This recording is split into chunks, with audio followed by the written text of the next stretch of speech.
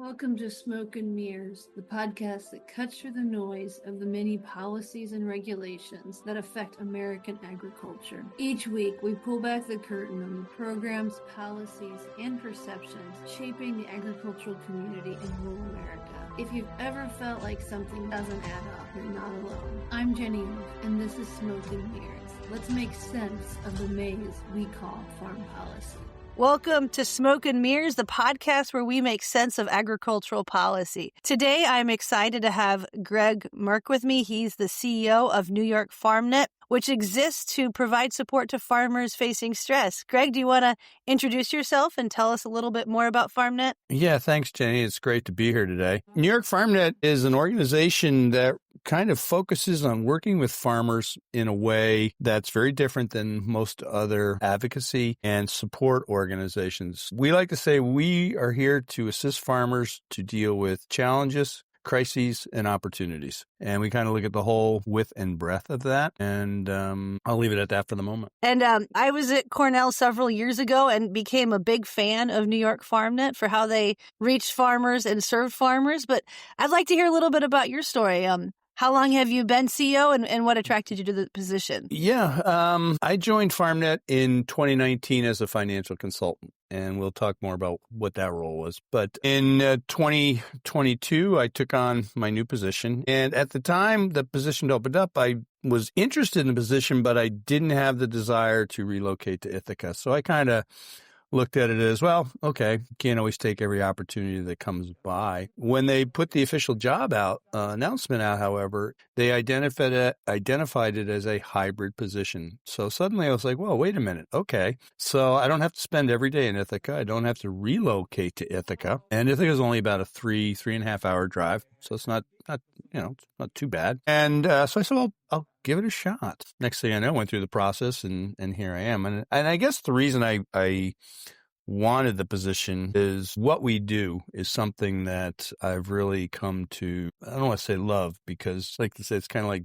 I like being a fireman because I like seeing people's houses burn, but rather very proud of what we do. And if I can just give you a little backstory on how this all worked. Originally, my background is I have a bachelor's degree in ag economics and a master's degree in business. And I started my career in ag finance in 1985, which coincidentally is about the time FarmNet started. I spent 30 years in Vermont, working with farmers, 10 years with what was the Farmers Home Administration, now FSA, as a loan officer. From there, I went to work for a regional community bank that had a large agricultural presence. And then later on, I worked for a statewide bank as their ag loan officer. So I had about 25 years in ag lending. And during those years, I spent many, many days sitting at farmers' tables, kitchen tables, talking about situations. And when I started my career, we were just beginning with the farm financial crisis, and farms were struggling with high interest rates, low commodity prices, and whatnot. And it took a number of years for that to kind of work out. But where I'm going with this is I would sit there at these tables and trying to help someone figure out their financial situation. But many times I would come away from that meeting, and I can remember sitting, driving back to the office and thinking, man, there's some real problems here that are beyond my capacity. It's clearly some communication issues. There's clearly a lot of stress.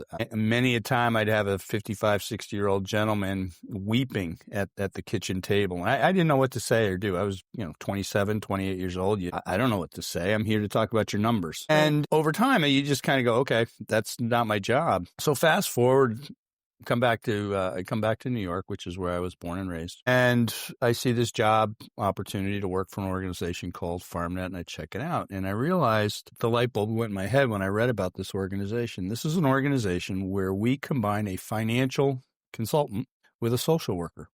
Right. And we work together as a team. And so I was like, that was the missing piece. Like I knew the numbers, but I didn't know how to deal with people. And I don't mean that like obviously, but I'm an economist. I get it.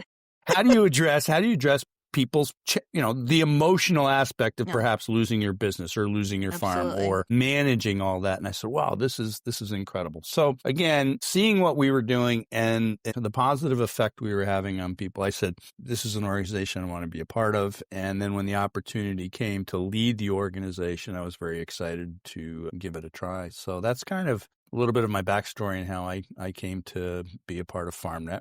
FarmNet's going to be 40 years old next year, and we're very, very excited. And it kind of, like I said, in many ways, it has mirrored the number of years I've been in ag finance and working with farmers. So, it's we've been around a long time. Yeah, I mean, hearing about your background, I mean, the FHA at the time played a huge role, an elevated role during the farm financial crisis. So it sounds like your background was perfect for FarmNet. And I know I came to Cornell as an assistant professor for 6 years, and I would go to FarmNet. I think sometimes it was being a part, talking about the overall farm financial situation, outlook, labor issues to the FarmNet consultants. I went to a couple of banquets, so I talked to the people that were interacting with producers and kind of learning the model of FarmNet. And then you go to the banquet and they have a farmer who gets up and speaks in front of the crowd about how he was having some really serious personal challenges and how he overcame them. And just, seeing that over and over was really inspiring for me. And it's really stuck with me.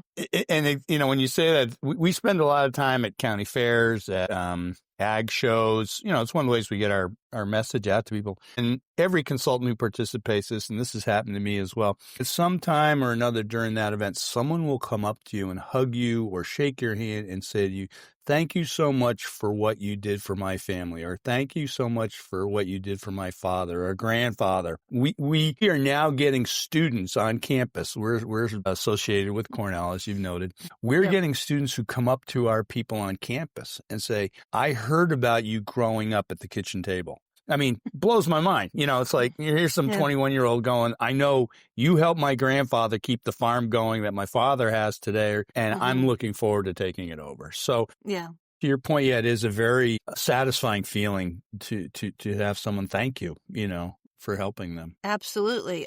Well, do you want to get into a little bit of the history of FarmNet, how it started, why, how it's evolved? Yeah, the history. So again, as we were saying, 1985 farm financial crisis, or what they've termed the farm financial crisis, hit this country. And there were a lot of farmer suicides that were occurring in New York State at that time. And that really was the impetus. And a number of statewide organizations, most in particular New York Farm Bureau, approached Cornell and said, we need your help. Farmers are literally killing themselves. We're losing farms. We need help. And so a committee was formed within Cornell College of Ag and Life Sciences, had a number of professors, some ag economists, extension people, came together and said, okay, what are we going to do? They came up with three alternatives, or three suggestions, and they eventually decided on the third, which was we're going to create a team of financial experts who understand agriculture, and we will assign them directly to a farm family. This won't be, we're going to bring farmers into a classroom and talk about it. We're going to sit right down, Jenny, at your kitchen table with your books, with your particular situation,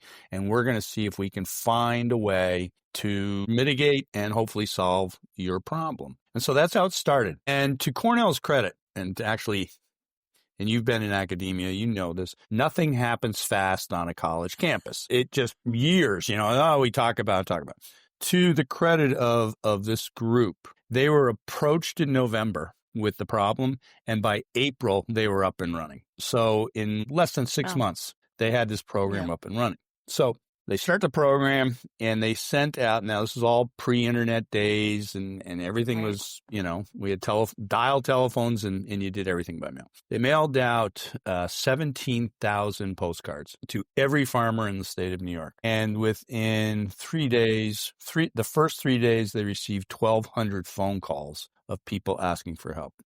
Wow. And so at that point, it was, okay, let's take one case at a time. And they started meeting with the farmers and working with them. At the same time, they had a couple of attorneys who had agreed to act as legal advisors because there were a number of situations that involved foreclosure, bankruptcy, legal issues that we needed to make sure we had legal advice available to our farmers. So a couple of years goes by, about 2 years goes by, they're working with farmers, and the feedback is very, very positive. 75% of the farmers they work with said it was a benefit to them. They would use it again. They would recommend it. They were asking the consultants, how's it going? They're saying, good. It takes a little bit of time, but it's working. And they said, are there any problems? And they said, well, yeah, actually there is. And these consultants started talking about the mental health toll that the stress was taking on these farmers, that they were meeting with farmers who were obviously drinking more. They were self-medicating with drugs, or instances where spouses were screaming at each other. And it was just very clear to these consultants there was a lot of personal issues that were going on, and they didn't know how to deal with it. And again, it goes back to that story I shared when I was a young loan officer. Like, what do you do? Right. So again, they sat down, they said, okay, and they said, is this getting in the way? And they said, yeah, it is. In about half of the instances, we're not able to find a solution because we can't get past the personal problems that are occurring in the family. So at first they thought, should we train the financial consultants in counseling and those kind of things? And they tried it, but it became quickly evident that it wasn't going to be as effective. Right, so the person who was training him, the way I hear the story, said, would it be easier if I came along? And she was a social worker. And they're like, yeah, why not? And in that moment, everything changed, because they brought a perspective to the situation that as a financial consultant, and we talk about this within FarmNet, most people who are involved in finance are transactionally oriented. I'm a trained economist. I'm a banker. Everything is transactional to me. Show me the problem, and I'll develop a mathematical solution. And if A equals B and C equals D, this whole thing's going to work. Yeah. What I'm not good at is understanding the dynamics of a situation. What I'm not trained in is how to read body language. What I'm not trained in is how to understand nonverbal language in a group setting. And when you talk to social workers, this is exactly what they're trained in. The second thing we find, and you'll realize this as the podcast goes on, is that financial people like to talk. We just start talking. We start talking. We're asking questions. Absolutely. We're talk. And you're an economist. We're good talking. But what social workers are really good at is not talking. Yep. They listen. They observe, and they'll ask leading questions and let you just go. And so we have found, and again, when I talk to people about our program, they're kind of like, wow, that's a brilliant idea. I go, well, to be very honest, we stumbled into it. No one sat there and said this was it. We stumbled into it. And after 40 years, we've gotten really good at it. We understand it. And what every financial consultant in York FarmNet will tell you, they cannot do their job as well as they do without the assistance of their partner. That this social worker makes all the difference. And even in ways where when they debrief after a meeting and the two consultants are talking to each other, I'm sitting there going, okay, Jenny, I think if we restructure this and I think if we do that, it'll work. My partner will say, yeah, that's interesting. But you did notice who the power figure was in the family. Did you see the dynamics on how that woman's sitting at the table? I said, yeah, she didn't say much. No, she didn't say much. But do you understand everyone was deferring to her? I was like, no, she didn't say anything. Exactly. So they would read these things. And then the next time I would go in, and I actually had a case like this where my partner at the time said, Greg, you need to talk to the other spouse directly. You're just referring to the spouse. You're not talking to the spouse. And I thought I had been doing a good job. So the next time we meet, I'm conscious. So it's like, Jenny, and then I looked at your spouse and would speak to them and began to change how I communicated. And again, the dynamics of the meeting improved. We began to make some progress. And so it's things like that.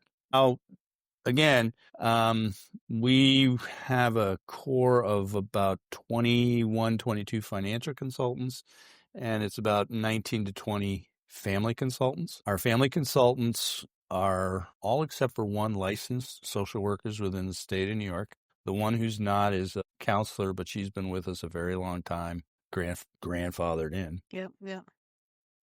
And then our financial consultants are a wide range of individuals who have spent their career in agriculture directly involved in either business or technical aspect of it. Right. So we have retired bankers, we have retired farmers, we have retired extension workers or extension educators, we have a retired NRCS technician. We have some who are still actively farming. So they bring that experience. They bring that credibility to the table. We don't necessarily look for a farm background from our social workers. Now, occasionally we do have a few who grew up on farms.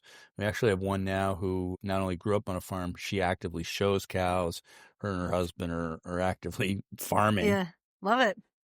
But what we do look for from our family consultants is more important than the farm background is if they grew up in a rural community. Because the other thing we've recognized or we realize is that the culture of rural communities are very different. And if you don't have an understanding of how rural communities or the culture of a rural community operates, it can be very challenging to find a connection and build credibility. So that we're more interested in, if you grew up in a rural community and you're a social worker, we want to talk to you. Not to say those that grew up in an urban setting can't do it, but we have just found that there is a greater understanding and awareness. And this comes into play with another aspect of what we do at FarmNet, which is mental health education and mental health literacy. And the first step is a farmer or a member of a farm family reaches out to FarmNet. And that's a 24-hour hotline. And tell me if I got it wrong. And then within basically somebody will answer that. And within the next day, you will have, the two will always go together. You'll have the financial consultant, the family. It's non-negotiable. Both That's go, right. Every time. Every case starts as a team. And to your point, yes, farmer contacts us. They can contact our 1-800 line, which is staffed 24/7 by a human being. They will take their information, and within 24 hours, a consultant will contact them by phone usually. We also have the ability to contact us through our website. And it's the same thing. When a farmer inputs a request through our website, it goes directly to all of the staff. That case is assigned. So we set a goal of 24 hours. You will be connected with a FarmNet consultant. Okay. The only time that changes is if a farmer is in real crisis. We occasionally will get a call where someone is just in a really, really serious situation. We will put that person, quote, on hold, contact one of our family consultants and connect them in that moment. Like, okay, like I can't let Jenny, I'm not going to let you hang up, Jenny. I'm putting you on hold, Jenny, right now. I'm calling somebody and we will connect you immediately because when you're in a real crisis, we want to make sure you get the help. Yeah. We like to remind people we're not a crisis hotline. So we try not to encourage people to call us if they're in crisis or 988 or call 911. But occasionally someone is so distraught, so upset, we will connect them directly with a family consultant. So yes, and we send both consultants out on the very first meeting. At that meeting, they will sit down with the farm family, do a brief introduction, who they are, and we explain 3 very simple things. The first is whatever you share with these consultants is confidential. It will not be shared with anyone outside of the group, nor will it be shared with FarmNet as a whole. So the case I'm working on, you know nothing about my clients. I don't talk to you. You don't talk to me about your clients. Number 1. Number 2, any information that you would like shared, we will ask your permission. So, for instance, if you're dealing with a financial situation, do I have permission to talk to your banker about your loans? Yes or no? And you give us permission in writing. But if you say, no, I don't want you to talk about them, okay, we don't talk about it. So it's confidential. And the last is it's a free service. There is no cost to you. We are funded through grants. So it's free to the farm family. And then the last one is we work with you as long as you want us to work with us. If this first meeting resolves your questions, great. But if it takes 18 months and that's how long you want to work with us, we'll keep working with you. And then the last thing is we tell every family that we work with, if you ever need us again, you know my number, you can contact the consultant and we will reopen the case and get things going for you again. That's great. So that's a perfect segue to the policy angle. This is an ag policy podcast.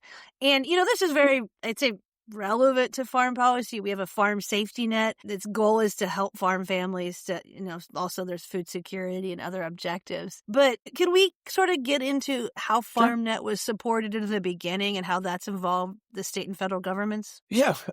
We receive our funding primarily through New York State Department of Ag and Markets and the New York Office of Mental Health. Those are our two principal grant providers. We receive funds from them every year.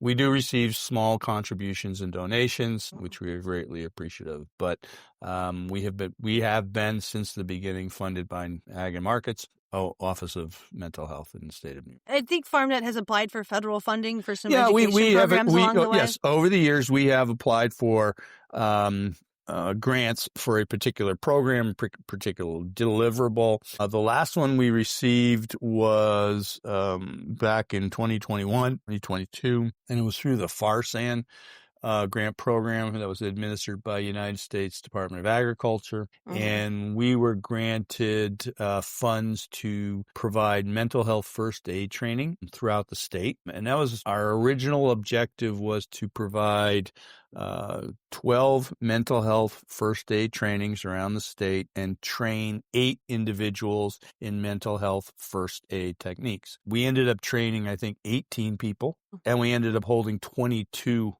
workshops, which we thought 12 was a stretch. We were like, okay, I hope we can get to 12. Like, I hope we can do this. But once the word got out and there was such a demand, we were like, we did not realize there was such a demand in rural communities to understand mental health and how to deal with it. So we kind of took that and said, okay, how can we integrate this into our program? And that's when we started developing mental health awareness and trainings. And so one of our objectives now, from a policy standpoint, as we talk about this, is to help improve mental health literacy and reduce the stigma associated with mental health. And so that's become one of our efforts. We think that's very, very important. And the feedback from the communities has been tremendous. There's a real need. There's a real desire to talk about it, learn about it, understand it. And it's interesting when we talk about the impact that our programming has, our educational programming. And I'll say, when we put on a financial management workshop, taxes, record keeping, whatever, I says,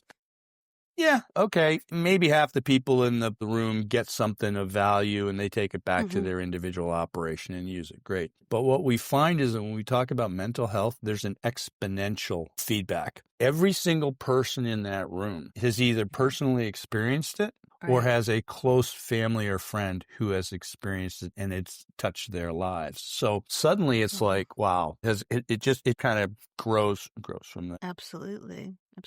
So we have, here in Kansas, we have been getting requests, and the Farm Bureau does a lot on talking about stress and mental health at some of our meetings, economics meetings even. And we have something called the Kansas Ag Mediation Services. I believe they're funded through the Farm Bill. They do great work. They provide, I think, maybe more on the legal and financial counseling side. But I think there are similar organizations in other states. Could you kind of talk about what else is out there? What we find is our program is still to this day, based on everything we know, we're the only program in the state that combines both, where you have a mental health and a financial support network for farmers. Now, many states, and we've talked to a lot of them, have both programs, but they work independent. So you've got one organization that's there to help farmers with their finances or their business, succession planning, all of the transactional components of the business. And at the same time, they do provide either direct mental health support or access to mental health services. So it's growing. A greater awareness, but like I said, no one's kind of marrying together. And when you talk to each side, they'll kind of go, yeah, it makes a lot of sense, but we're kind of already established. I don't want to rock the boat. Yeah. So we understand that. And so we don't say our way's the best way. We think it works well, but if you've got a state that has support both for mental health and farm financial issues, okay, now all I would suggest to those states is that train your people to understand how to connect them with the other side. If you're a financial guy and you're seeing there's some real problems here, make sure you've got the ability to refer your client, hey, please give these people a call. They can help with this. Right. And I want to talk more about the funding mechanism. I think that the public interest case is compelling, but I think in some places it's more federal support, some places it's more state, some places there might be more private. Have you seen a pattern and seen what works best? I've seen three models. A lot of states are kind of like, okay, we like this. We want to provide this service. We feel it's important. We want to provide it. And so a lot of the states will use either seed money or they will tap into USDA, the FARSAN program, the Farm and Ranch Stress Network, which is a national program administered by USDA. And so you kind of go, okay, what do you have available that we can reach out to? So you've got that. Second one is some states are a little bit more generous, and I think that's just my experience is it usually depends on the state. Is it a very ag-centric state where you've got a lot of your policymakers are comfortable with agriculture, they understand agriculture, and are willing to kind of, quote, put the money on the table for their farmers. And then the third one is we're seeing an increase in private foundations providing funding. And this is both national foundations as well as what I'll call the regional foundations. And we're also starting to see many both agribusiness companies getting interested in this, as well as what I'll call the ag advocacy group. So for instance, Farm Bureau is getting very, very interested in farmer mental health, not just in New York State, but nationally. It's become a big issue. The Grange is becoming very interested in this. One group most people don't think about, FFA, is becoming very interested in this and beginning to recognize the sooner we begin to work with younger people, the more likely we can mitigate problems. So you're seeing, and then you're seeing a lot of the companies who provide services and products to farmers realizing our customers can benefit from this. And so they're stepping forward. So you're really seeing like that state, local, or state, federal, and then national foundations, nonprofits, and then for-profit companies who are kind of stepping up and saying, yeah, how can we help? There's also been in the last 10 years a real explosion in small nonprofits, very small, community-based,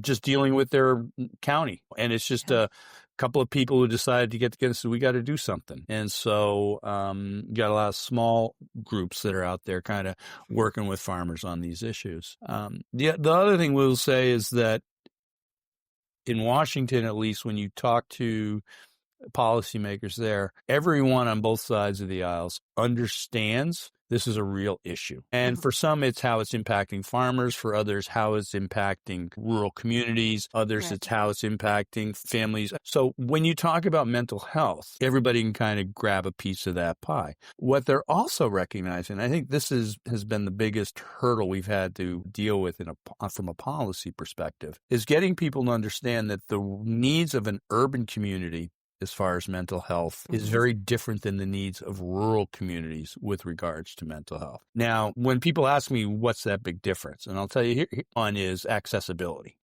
Right. There may not be services accessible to me in a rural community within a reasonable drive. Right. Again, when you talk to people in rural communities, a half hour, 45 minutes is not an unreasonable drive to go somewhere. You can, so I get to Walmart or the grocery store, whatever. Okay.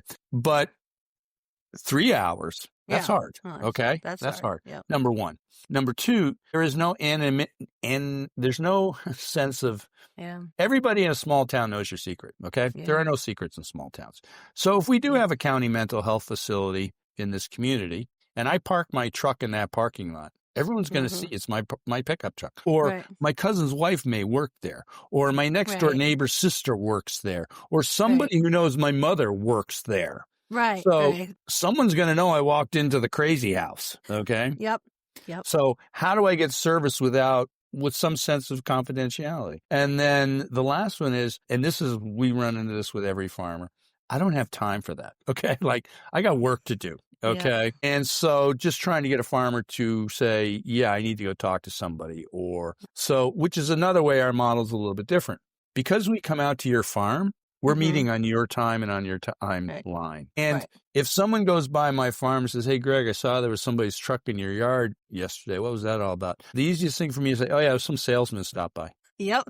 Okay. So I'm able to kind of protect it. So, but again, from a policy standpoint, it's getting our, both at the state and local level, this is state and national level. It's not just, is understanding that the solutions you're offering in an urban setting do not necessarily work in a rural setting. So, you can't paint the broad brush and say, okay, we're providing this access. Yeah, but it's not going to work in a rural community, or there's not enough of a population in this county for us to justify this kind of an investment. So that's probably one area that we're slowly making progress. I mean, people are starting to understand this, but it's still a different, because the thing I find out when I talk to urban policymakers, they really have this sense that, what are you talking about? You live in the country. How stressful can life be? You have green grass and blue sky. You don't have to deal with traffic. You don't have to deal with noise. There is this misbegotten belief, because I've spent a week in the country on vacation, that that's what life living in the country is like. And I'm like, yeah, but it's very stressful. And they go, I go, look, other than the stresses of running a business, put that aside. I said, we still struggle with everything urban people deal with. And they said, what are you talking about? I says, divorce, death, addiction, pick a topic. It hits people in rural communities. We're not immune to it. Right. So then they kind of go, yeah, I see your point. So it's that, it's funny when at FarmNet, we talk about diversity. We're not just talking about demographic diversity. We're talking about the diversity between urban and rural, that there are different cultures, and absolutely, you have to respect them both, but you have to understand them both. And so part of the policy discussion is getting people to understand there is a difference. It's not a better or worse. It's different. Right. And so that's where a lot of effort, a lot of the conversations we have when it comes to policy tends to go towards the mental health side, not the financial side. Right. So. Do you have a national organization or meetings of all the different people that are trying to? We are not very good. We're still, I would say to a certain degree, we're still in the quote infancy stage. We're like, people are still just figuring it out. I mean, I receive probably 1 or 2 calls a month from someone in some part of the country that's like, I've heard about your program, or I saw something about your program, or I came across your website. Can you tell me more about what you're doing? And so we'll have a conversation, share a few things, but there are more and more, and I guess it's one of the benefits of Zoom and technology. Right. Like there are more and more meetings where people from around the country can kind of all come together and go, okay, let's share ideas. What's working here? What's working there? And so that network is slowly being built. Yeah. And I think it's just going to continue to grow. But there's no national organization. There's no general advocacy umbrella that we all can participate in. Right.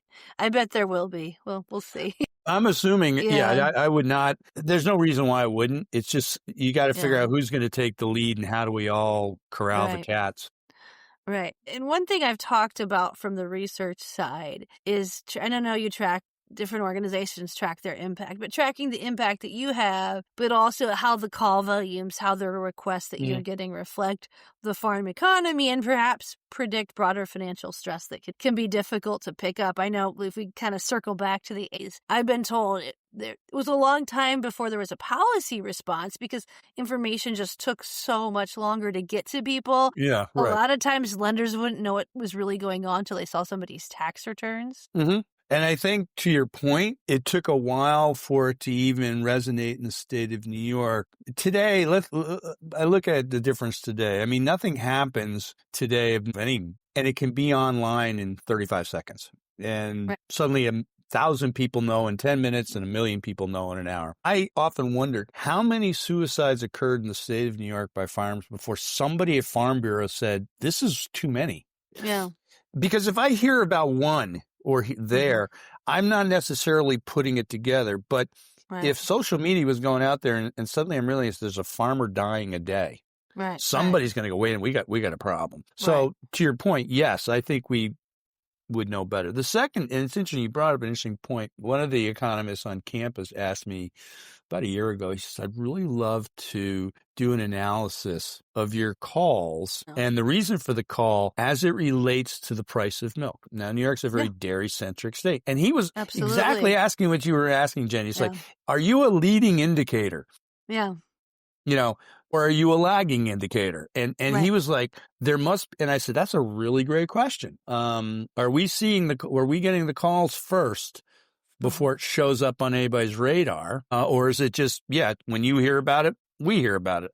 Really great question. And we have gotten more and more questions lately from researchers about analyzing our data. They would really like to understand our data for a variety of reasons. Some of it has to do with financial, some of it has to do with family, some of it just has to do with sociology. Right. So we're getting more and more of those calls. Absolutely. What's in the future of FarmNet? What do you see happening moving forward? Yeah, I think right now, one of the things we're trying to figure out is how is AI and technology going to change production agriculture? That's one of our questions that the financial guys are starting to wrestle with. Okay. We understand it will. We know it will. We're just trying to figure out how, and how will it change our roles as financial consultants. So we're looking at that. We're trying to understand it. And it's not just the financial stuff, it's the operational stuff, it's the management stuff. So we're trying to figure that out. The other issue we're struggling with, and it's also a policy issue we think needs to be paid attention to, is there is not enough succession awareness. And what I mean by that is too many times, about a third of our business involves succession planning and transferring the farm to the next generation. Right.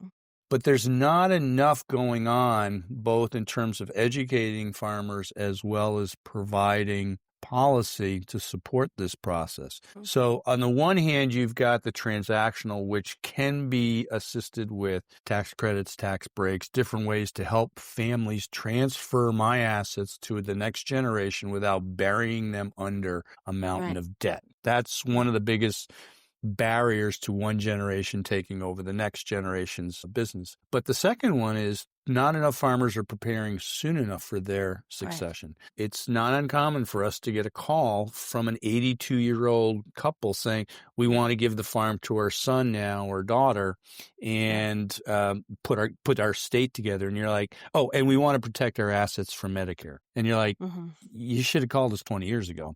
Yeah.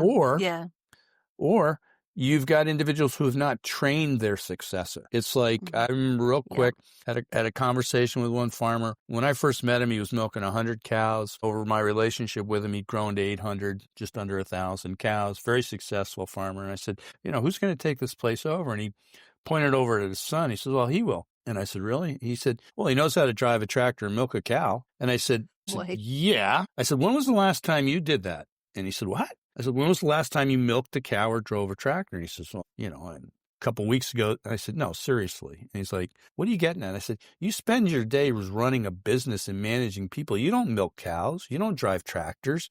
You don't bale the hay. How do you expect him to take your job if you've never shown him what your job actually is? Yeah. And that's where we're very concerned that they're not doing a good job. So those are two things that we're really focusing on with succession.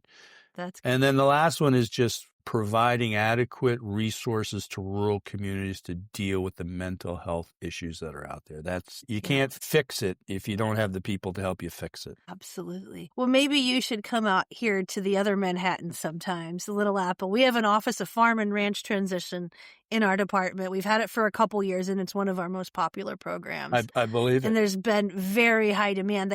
We have a Returning to the Farm class that we teach now that has a lot of interest. These conversations are definitely happening out here.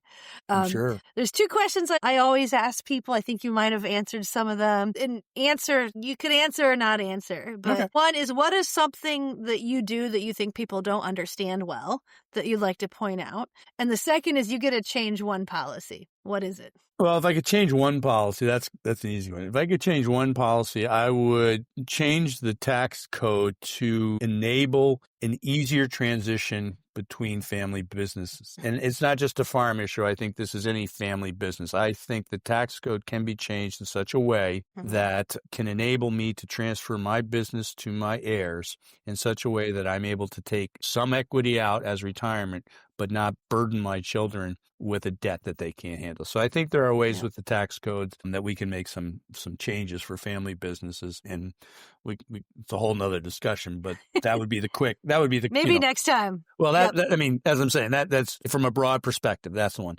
I think the second, to your question about what do we do that other people don't recognize?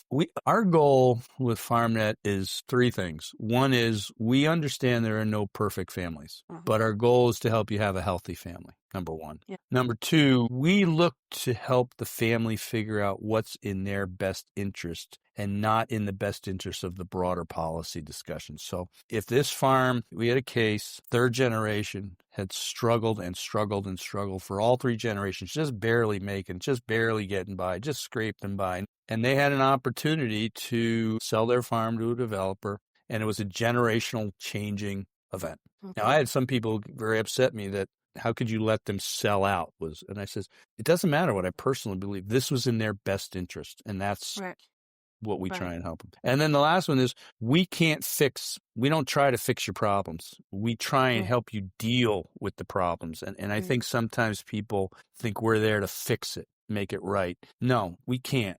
But we can help you manage it, deal with it, and get past it. And so those, I think, are the three things that I would want people to know. Yeah, absolutely. Well, thank you so much. Well, thank you. The work FarmNet done, I mean, it really left an impression on me, and it sounds like you're pioneers, and we're going to see more of this work being done all over the U.S. Well, thank you so much, Jenny. Thanks for joining us on this episode of Smoke and Mirrors. If today made you think or see things a little differently, share it with someone who appreciates cutting through the noise. Don't forget to subscribe, rate, and leave a review wherever you get your podcasts. Thanks for spending part of the day with us. Until next time, keep asking what matters.